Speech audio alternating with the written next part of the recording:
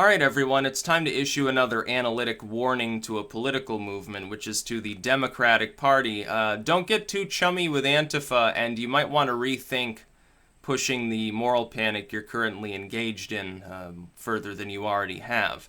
Because what you've done is extrapolate a few hundred actual neo-Nazis, and maybe a few thousands of loosely associated identitarians or white nationalists that are actually not just frog posting.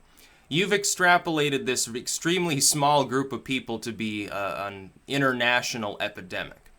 That is simply not the case, and when it becomes evident that that's not true, you're going to look like fools, which is what's happened before. It's sort of like what happened to people claiming that secret Satanists were creeping into people's kids' bedrooms at night to abduct them and sacrifice them back in the 80s or something. It's all just hype, and the media is just as responsible now as it was back then. The lamestream media, primarily, they fixated on stories like that decades ago because they were clickbait. They got good ratings, and so Geraldo had his Satan special, and Wally George and all these others had people on who claimed to be devil worshippers or witches or something, and it was all very spooky dooky, and it was sort of just the sign of the times because people, you had the slasher flicks in the theater and stuff. And so they were mostly responsible for driving that. Political forces that stepped in and attempted to take that sort of clickbait moral panic and use it as a platform, long term they'd crush themselves almost out of existence. Nicholas Schreck, who I've actually spoken to, said it best at the time, that it was the last gasp of Christianity, the Christians at the time, the fire and brimstone types, the Bob Larsons. They made themselves into a laughingstock. They set the stage for their own failure because the moral panic they were fixating on inevitably would wane. It would inevitably go away. That was the first problem. The second problem is that these people essentially became entertainers. That is, you had a clickbait-driven sort of moral panic for its generation. You had the sensationalist TV bullshit stuff. And they took that and they turned that into a marketing strategy. Once the market was gone for that sort of fear, they were left high and dry. These people, you don't even hear about them in some cases for another decade and a half. They basically disappear. You have to wait until fairly recently to find any real evidence of them having done anything else in the world. It's like Jerry Johnson, Bob Larson, all of it. Wally George, I think, died, but he sort of fell out of favor at the end of that period before he did. It happens over and over again. These people that right now are organizing various groups and organizations or taking part in politics, and their entire platform consists of some permutation of "we must crush the Nazi." When you realize, when culture realizes that there's no epidemic of secret Nazis, that not everybody is Hitler, and that a lot of people that you're conflating with these movements are actually anything but. Look at the Boston rally, and his name's Shiva. He's running for Senate. He's Indian in origin, and people were trying to call him alt-right. When you make these dumb mistakes, you set the stage for your long-term failure. Now, the problem is this. Here's the other problem. When you get a moral panic, every media outlet tries to out-clickbait the others for fiscal reasons, which means that they are incapable at this point of leaving behind their flawed arguments about this ever-increasing number of stormtroopers, basically. But politicians and other social orders, the ACLU that right now is dicking around with its own policies, and all these other groups, they need to be very careful because the reality you're witnessing driven by that moral panic is not even real. Eventually, the veil is pulled back, people realize it isn't, and the whole thing collapses. It's just sort of a death spiral of a movement, and it's happened before. The last time around, when it was the Satanic Panic, it was primarily people on the moral traditionalist right that had decided that because the Church of Satan existed and because there were some Wiccans running around in the woods, that every crime under the sun was somehow the responsibility of these groups. It didn't even start that way, though.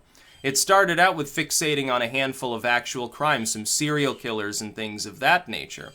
The problem is that because they engaged in that clickbait for its generation, They had to add layer upon layer upon layer of total speculation, nothing but the most subjective opinions that were never based in any real reality, and project that to their audience to keep them scared. They had to keep increasing pressure on the people watching them because they had to get more and more lurid depictions of what was going on. None of those extra layers ever had any basis in reality. Likewise, right now you're in a situation where people who do not have any sort of ethno-nationalistic views are being termed ethno-nationalists simply because they are defending the free speech rights of ethno-nationalists. You see this with the free speech rally again in Boston. You have individuals who are clearly not, they would never be accepted as ethno-nationalists by somebody like Spencer. They wouldn't be considered them. They're getting sort of rolled up into the same general treatment. It's a moral panic. It doesn't make sense. It's not accurate. When things aren't accurate, you can keep up that game for a while, but after a while it begins to implode, and it doesn't look good, by the way. And I'll have to speak on this later. I'm going to do a dedicated video on the topic. It doesn't make the Democratic Party look good to stand by, like CNN, when it's reporting, oh, thousands rally against free speech, is essentially what they're saying. The idea that that was a Nazi rally is totally wrong. It quite clearly wasn't. But there will be people that ignore that. Now, of course, the mainstream media will try to hush that up. They put out their clickbait too quickly before realizing it was totally wrong. They're probably not going to issue a retraction because they don't want to draw more attention to it. If they do, it'll be weeks later when people have forgotten about the whole issue. Or you have Texas right now with Dallas the other night. No actual Nazis show up, and so it's basically, you know, it's people who are just protesting in favor of racial togetherness.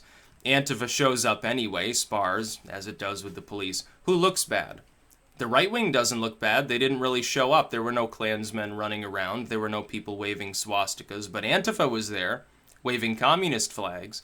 They got into it with some of the Dallas residents. They ended up punching a black man in the face when he kept yelling at them to remove their masks. Does that look good? Is this the sort of image that the Democratic Party intends to project before the midterms? You're going to lose. Just fair warning, this is the way that you end up weakening your own political party, by engaging in moral panic that's predicated largely upon nonsense. It's not based upon reality. Likewise, there's another sort of overextension going on. There are some people that are trying to conflate garden variety social justice warriors who are not themselves violent and typically are just quite loud and annoying, trying to conflate them with Antifa or with some communist strike group. Well, that's another mistake. You're making a mistake when you do that. It's sort of a miniaturized moral panic outside of the main moral panic that's taking place on the right, which is that people on the right are increasingly, they're worried about some anarcho-communist uprising or something. That's also not going to happen. You're talking about an extremely small fringe element, and then the fringe of the social justice warriors sort of overlapping at this point. That doesn't make a communist army. That's a few tens of thousands of people at most in the whole country. It's tiny, it's irrelevant, and focusing on them and ignoring the larger problem of simply supporting free speech is not the way to actually go.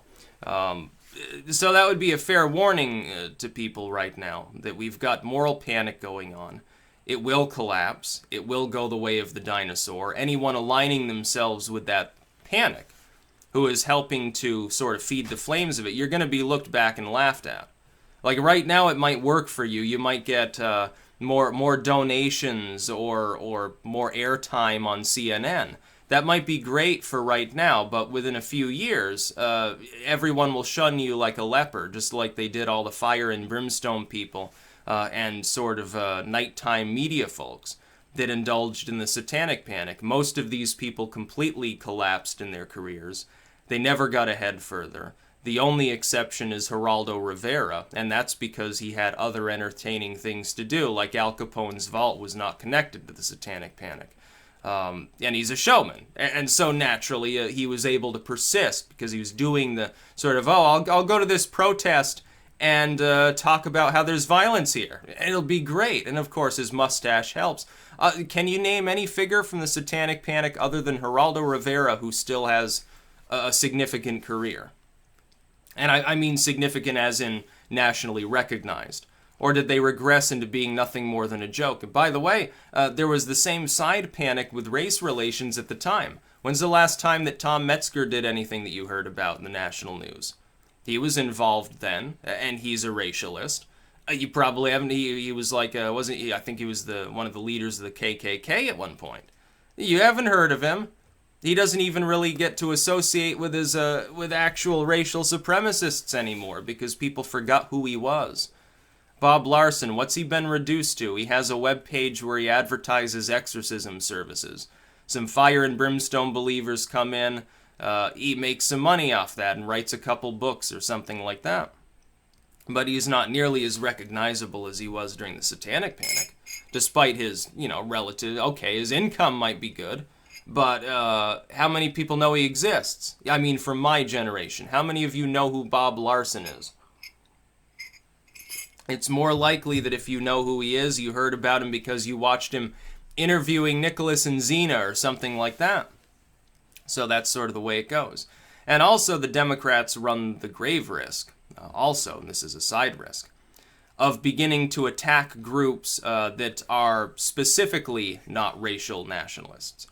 That is, you run the risk of attacking those who are simply pro-liberty because you conflate them with the people that they're defending at the time. Not realizing, of course, if your rights were being attacked, these same people would be defending you. I defended, for instance, gay couples for a very long time when that was still a national debate. And at the time that I defended them, a lot of people thought that that made me far left. At the same time, I have to defend the rights of people even if they're ethno-nationalists. The fact that you consider them to be an uber-scary boogeyman does not mean they're not citizens. It doesn't mean their constitutional rights magically go away because you happen to find what they say offensive. Their First and Second and Fourth Amendment rights remain intact regardless. They are not terrorists, unless they're engaging in acts of terrorism. The same would be true of Antifa. If they want to march across the town square, let them march across the town square. Unless they start taking out the bats and beating people, it's not a problem. It's simply not. If there's no violence, there's no crime committed, no one's inciting anything, who fucking cares? That's the way I look at the situation. And you gotta realize that the majority of these people that you find so hateful aren't organizing. They're not rallying anywhere. They're online. They're shit posters.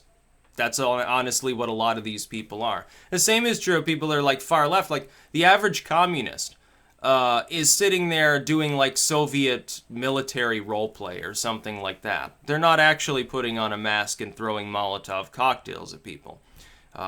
And Trump's response, I'll get into that in my video on the Boston rally in general, was actually very, very good. And some of his core friends are like, oh, he's siding with Antifa. No, he's not. I'll tell you what he was actually doing. I hate to say it again, but I predicted it the day before, which was that he would make this pivot in the immediate wake of Bannon being fired. And you're seeing that happen, aren't you? Well, that's a good thing. Trump will do just fine. Don't worry about it. Trump knows what he's doing. Some people think he's a bigot or a fascist too. They'll be singing a different tune in 6 months to a year, I think. That's my prediction. I think that they'll have to let that line go. This perpetual moral outrage that they're engaged in, he's going to use it for his political benefit. And he's right to do so. He can destroy that paradigm faster, and that'll be good for the country. Even if the left ends up winning out for the next paradigm, it would still be a better left than it is right now, scattered and fringe and filled with fanatics that are being defended by even centrist Democrats because they don't want to get called a Nazi. So yeah, some warnings to the Democrats. You ought not to be doing this because you're setting yourselves up for failure. I know that lately you've had a lot of failures. Do you really need to compound them further? Your opponents are playing long game. You're playing Connect 4 or something like that. That's about all. Peace out.